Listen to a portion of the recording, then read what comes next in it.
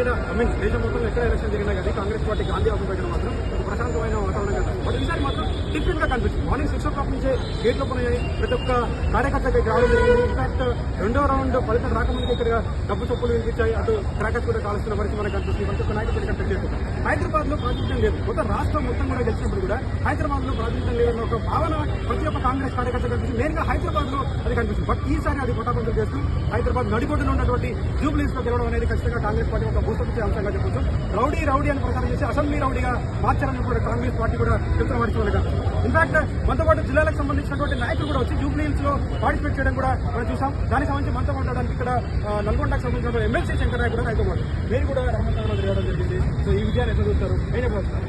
బ్రహ్మాండంగా విజయం ఎందుకంటే దైమత్వంగా జరిగినప్పుడు చాలా మంది మైనార్టీ వాళ్ళందరూ గత ప్రభుత్వ పాలకులు 10 సంవత్సరాల్లో ఒక ఇల్లు ఇవ్వలేదు, రేషన్ కార్డు ఇవ్వలేదు, సన్న బియ్యం ఇవ్వలేదు, అదే బస్ ఫ్రీ ఇప్పుడు చేస్తూ ఉన్నాం. కాబట్టి ప్రజలందరూ వాళ్ళందరూ మా 2 సంవత్సరాల పరిపాలన మీద రేవంత్ రెడ్డి గారి పరిపాలన విశ్వాసంగా చూపించారు.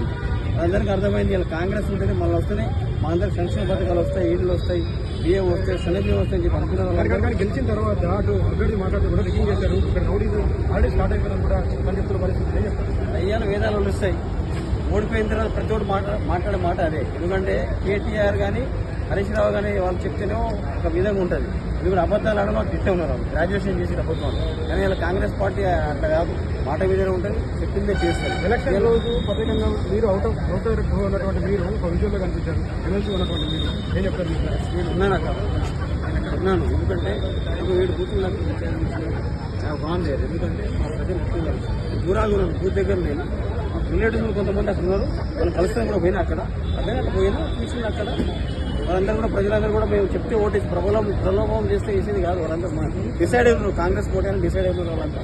కాబట్టి కాంగ్రెస్ పోటీ వేసి వాళ్ళందరూ చెంప పేర్లు కూడా కేటీఆర్ కానీ ఈ విజయం మీ పార్టీ పైన భవిష్యత్తులో ఏ విధంగా ఇది స్థానిక సంస్థలకు రేపు రాబోయే జిహెచ్ఎంసీ ఎన్నికల్లో, మున్సిపల్ ఎన్నికల్లో మాకు ఇది విజయానికి ఎందుకంటే రాబోయేటువంటి ఎన్నికల్లో మా అందరూ కూడా లోకల్ బాడీస్ అంతా కాంగ్రెసే గెలుస్తుంది.